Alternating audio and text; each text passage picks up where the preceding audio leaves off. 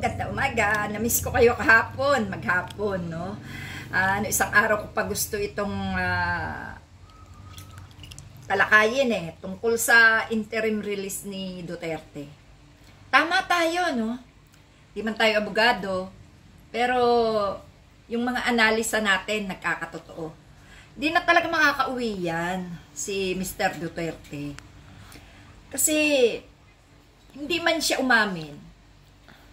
Hindi man magkaroon ng katumbas ng mga pinatay na bilang ang testigo. Isa, dalawa, tatlong testigo lang mapapatunayan talaga na kriminal siya. Hindi katulad ng ibang kaso na kinakapapa talaga, no? Eto, hindi na pwedeng kapain to Saksi ang buong mundo sa ginawang katarantaduhan ni matandang Duterte. Sinamantala niya ang pag-upo niya bilang presidente. Alam niyo, ganito yan Kaya si Sara Duterte nangangarap maging presidente ng Pilipinas. Yan ay usapan na nilang mag-ama sigurado. Na ipagpapatuloy ni Sara Duterte ang pag-upo bilang presidente, ang paghawak sa Pilipinas, para may pagpatuloy nila ang lahat ng katarantaduhan nila na pinapasok nila dito sa ating bansa. No? Ang komunista, ang terorista, ang sindikato, ang droga, at lahat ng gumagawa ng kahayupan sa buhay ng mga Pilipino, si Duterte ang may pakana. Si Duterte ang hinawakan ng pinakamataas nilang leader para ang ating bansang Pilipinas ay gawing slave, gawing kalunos-lunos. Hawakan nila, sila ang maghari, sila ang titingalain, sila ang magpapaandar ng lahat ng katiwalian na hindi papalag ang mamamayang Pilipino. No? Yang kahayupan at kasamaang niya ni Duterte ngayon ay kanyang pinagbabayaran. Alam yan ng buong mundo.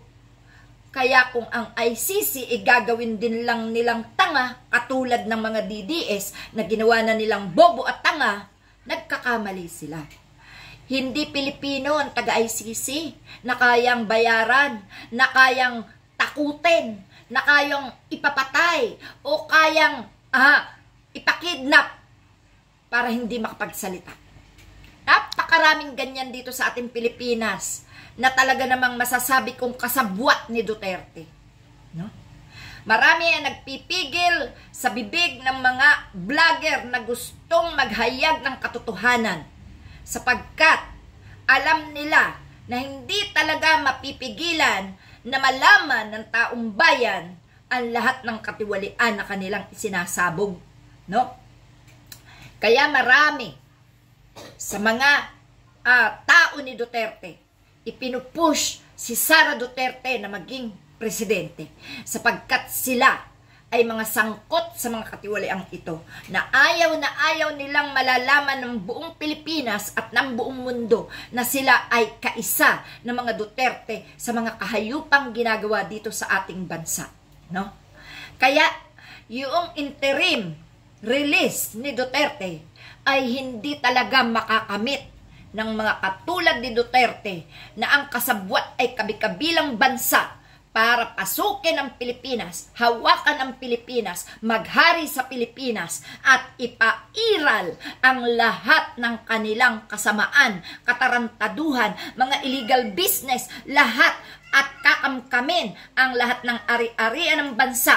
At gayon din, ang mga Duterte ay hihiga sa pera mula sa bulsa ng bayan.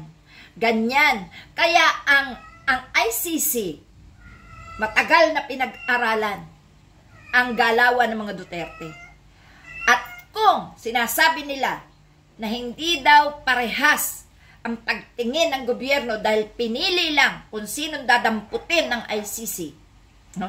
Lalo na yung mga DDS na tanga, mga DDS na bobo. Sino ang gusto nyo damputin na ibibintang ang ginawang katarantaduhan ni Rodrigo Duterte? Ha? Sino ang gusto nyo damputin? Si Aling Marie? Si Aling Marie? Gusto nyo damputin ang ICC dahil ibubunton nyo na ako ang nagpapatay sa mahigit 30,000 Pilipino, kasama na ang mga kabataan na dapat ay pag-asa ng bayan.